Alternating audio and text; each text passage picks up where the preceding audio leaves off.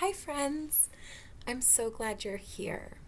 It's raining near me, which got me thinking, is it raining near you?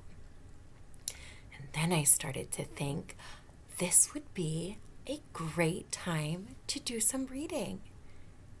If that works for you, find someplace cozy to sit and we'll get started.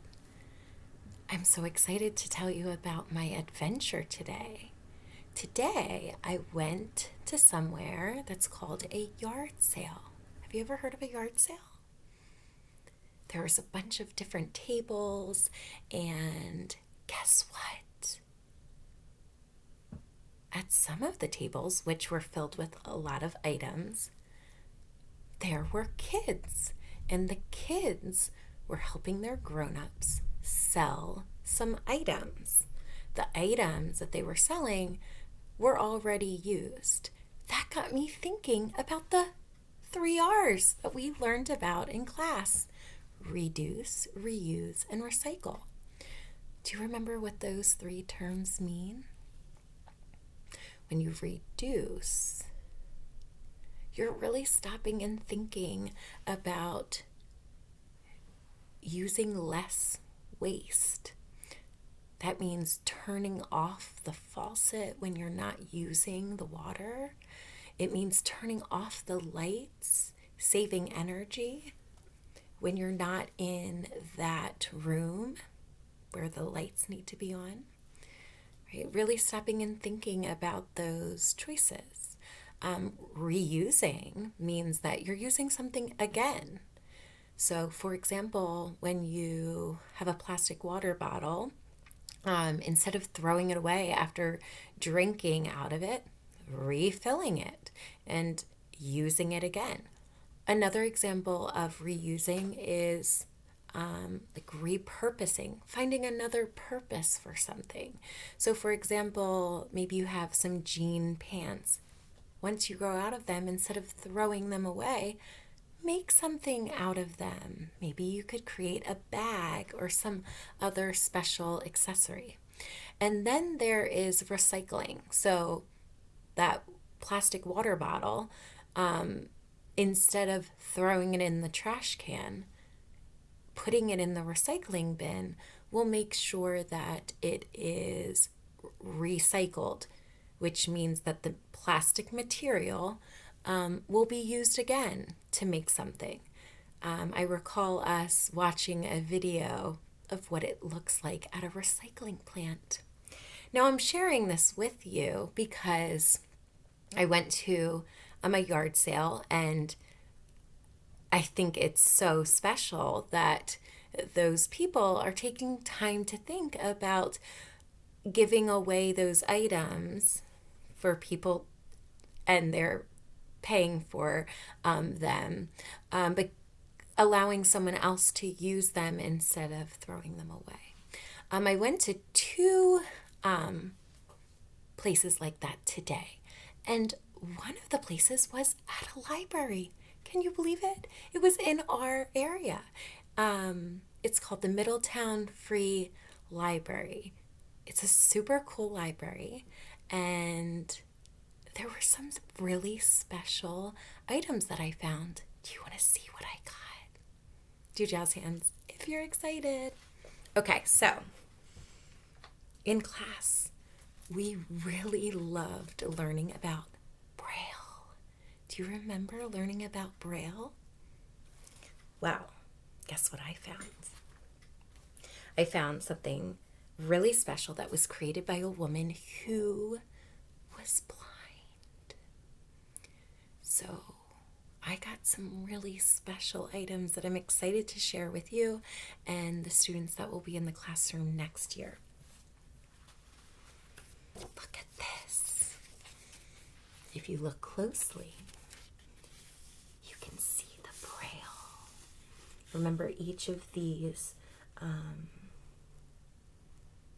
bumps are part of a symbol that represents a letter in Braille. Do you want to read with me?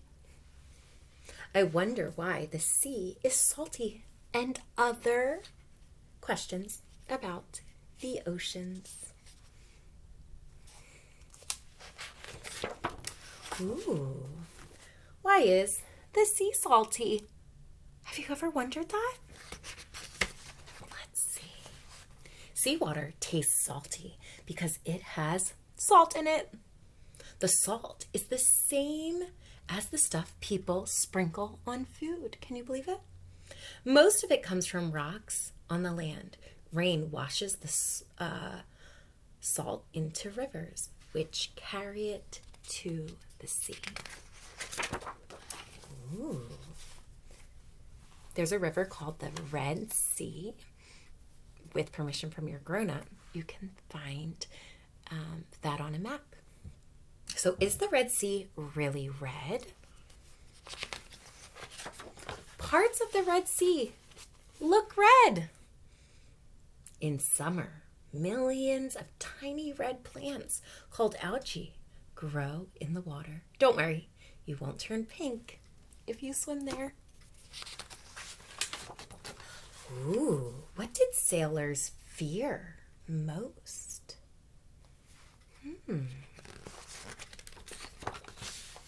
In olden days, sailors had to put up with bad food, fearful storms, kind of like the storm that's happening now, and pirate attacks. Pirates roamed the high seas on the lookout for merchant ships loaded with fine goods and treasure.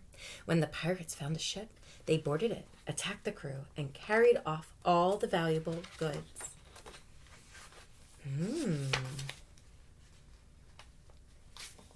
Who first sailed around the world? In 1519, a fleet of 5 ships set off from Spain to sail around the world. Just one ship and 18 men completed the journey. It had taken 3 years. What is sand made of? Let's see. Look closely at a handful of sand and you'll see that it's made of tiny chips of rock and seashell. The bits of rock come from cliffs that have been broken up by the rain and sea. The shells are washed in by the tide and crushed by the pounding waves. Which fish has headlights? Let's see. Some fish make their own light at the bottom of the dark ocean. The anglerfish has a long fleshy rod dangling in front of its face. Isn't that a character in Finding Nemo? At the end of the rod is a blob that grows. Small fish are drawn toward the glowing light, only to disappear into the anglerfish's big, gaping mouth. How deep is the ocean? Have you ever wondered? Away from the shore, the ocean plunges to more than 2 miles in most places. That's deep enough to swallow 10 Empire State Buildings, one on top of the other. Are there mountains under the sea? What do you think? Thumb up if you think so. Put your thumb in the middle if you're not sure yet. Yes, lots. And they are all volcanoes. Someone has counted about 10,000 of them, but there may be double this number. The correct name for them is seamounts. Some are so high that they stick out of the water and make islands. Which bird flies underwater? Let's see. Penguins can't fly through the air because their wings are too short and stumpy. They are much more at home in the ocean, where they use their wings as flippers. How do whales and dolphins use sound to see? Let's see. Whales and dolphins use ears, not eyes, to find their way around. As they swim, they make clicking noises, which travel through the water. When the clicks hit something solid, an echo bounces back just like a ball bouncing off a wall. The echo tells the animal what lies ahead. Which animals sing like birds? White beluga whales are nicknamed sea canaries because they cheep and chirp like birds. They can also moo like cows, chime like bells, or press their lips together with a loud smack. What makes waves roll? Have you ever wondered that? Waves are ripples of water blown across the surface of the ocean by the wind. On a calm day, they hardly move, but in stormy weather, like today, they roll faster and faster and grow higher and higher until they form huge walls of water. What is a coral reef? What do you think a coral reef is? A coral reef is like a beautiful underwater hedge. It looks stony and dead, but it is really alive. Coral is made up of millions of tiny animals that leave their hard skeletons behind when they die. Each new layer piles onto the old, slowly building the coral rock. Which is the biggest fish? What do you think? The whale shark is the world's biggest fish. It's gigantic, as long as 8 scuba divers lying head to toe, and as heavy as 6 large elephants. 1, 2, 3, 4, 5, 6 elephants. Which is the biggest crab? Let's see. Japan's giant spider crab measures nearly 13 feet from the tip of one front claw to the tip of the other. It could open its arms wide enough to hug a hippopotamus. Which is the most shocking fish? Some fish give off electric shocks to protect themselves or to stun animals they want to eat. The most shocking ocean fish is the torpedo ray. If you could switch it on, it would light up like a light bulb.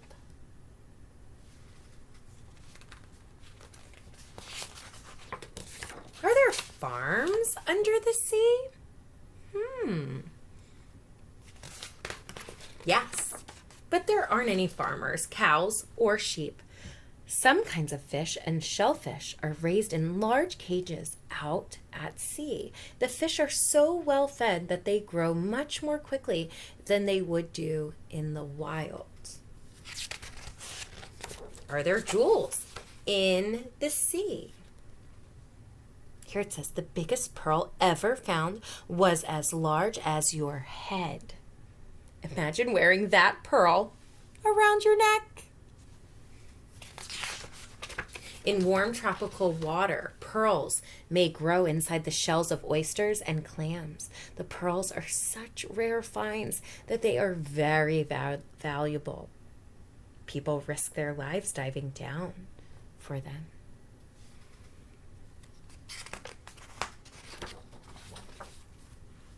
The end.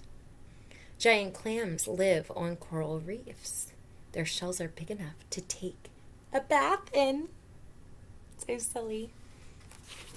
Oh, I really loved reading this story with you. That had Braille. There's another story I want to share with you today. Before we get started with that story, I wanted to take a moment and read another greatness card. Now, as a reminder, these are the Greatness Quest cards, and they're connected to the Nurtured Heart approach that I shared with the class this school year. Today's Nurtured Heart Greatness Quest card is about trust.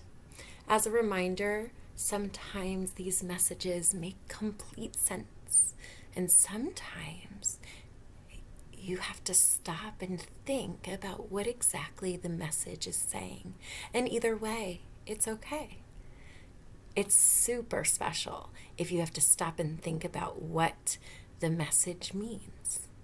You can think about what certain words mean. You can talk to a grown-up about what you think the sentences are telling you. Let's listen. I am the greatness of deep and abiding trust and knowing.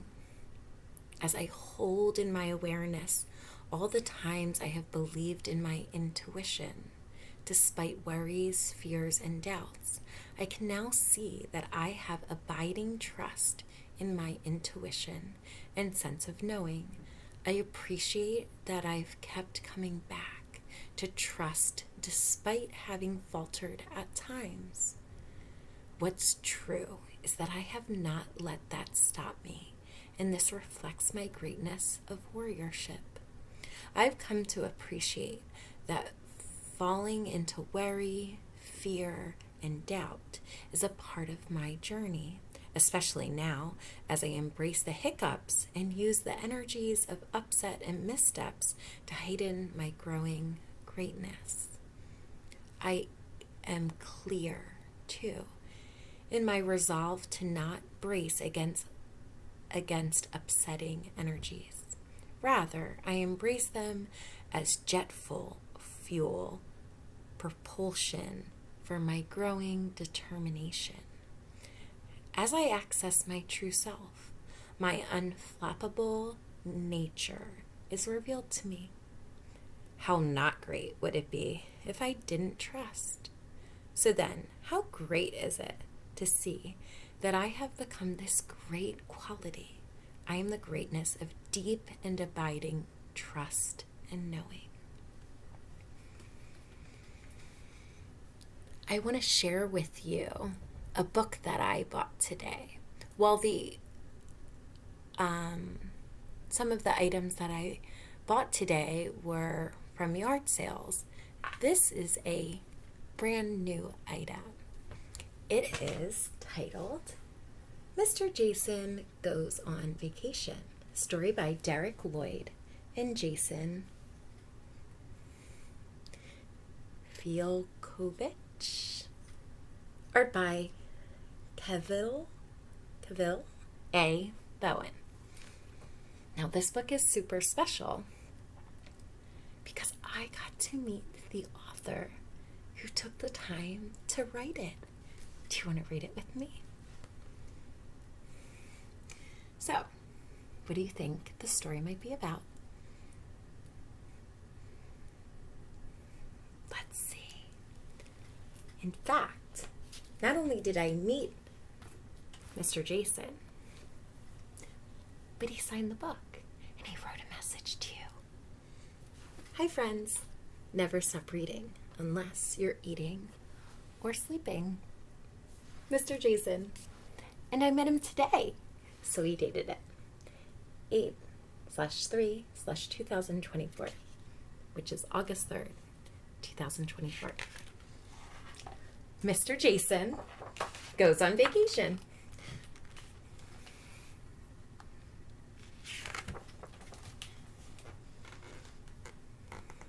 Mr. Jason said, "It's time for a vacation." So he called a taxi and drove to the station. Vacation. And what word over here? Rhyme. Vacation and called.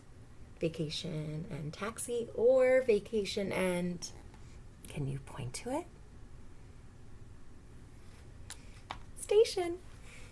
If we all take turns... Oops, even teachers make mistakes. Without Mr. Jason, what do we do? If we all take turns, we'll make it through.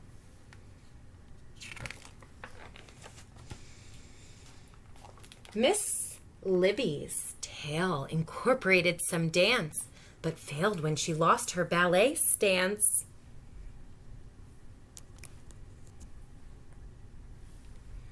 Miss Laura wanted to read a book about a wizard. Her story time was canceled due to a blizzard.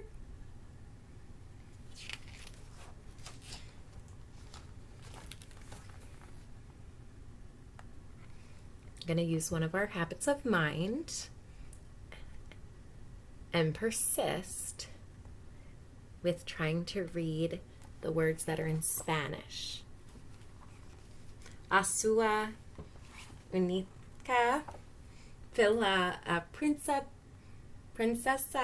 adorava pasear sozinha. Even teachers are trying their best. Miss Anna read a story in Portuguese. Oops, and that's Portuguese. Yikes. Trying my best. So she was speaking in a language that was different than English. And the children shouted, "English, please!" Miss Olivia's story ran into some trouble when the bubble machine ran out of bubbles. Miss Jenny's choice was probably the most wise. She chose not to read story time. To no one's surprise. This is the symbol for no. Miss Ravethi read an old Indian fable. They liked it so much that they climbed on the table. Mr. Matt's effort was perhaps the most close. Blah, blah, blah, blah, blah, blah, blah, blah. But the parents said it was a bit too verbose.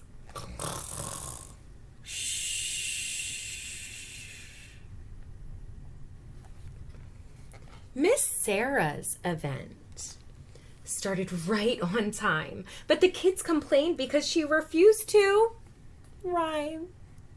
Rhyming is so much fun. Miss Lori told a story about her son who played hockey.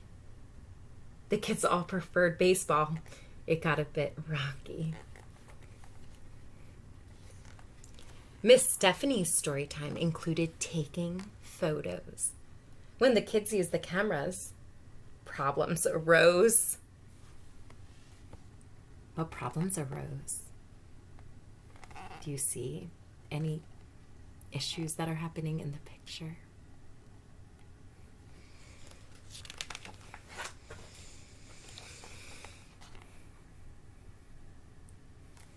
Miss Alyssa would read a story that was a Victorian classic, but it got postponed due to construction, traffic.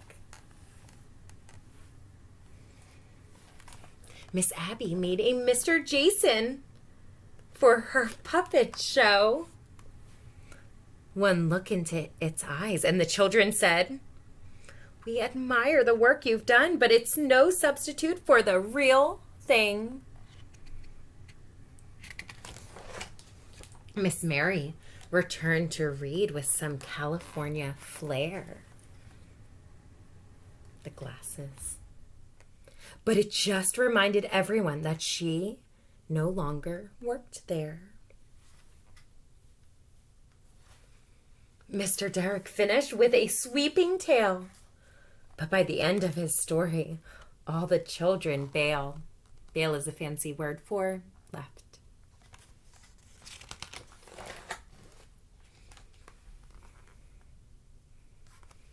Miss Carroll was impressed with the staff's dedication, so she read them a book about sleep and relaxation. Hi everyone, I'm back.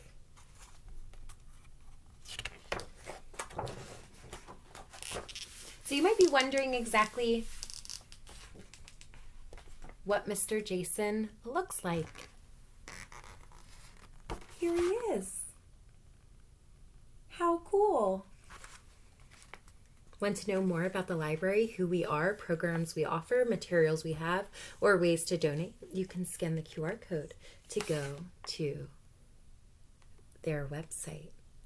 We know all about QR codes. We use them a lot this school year.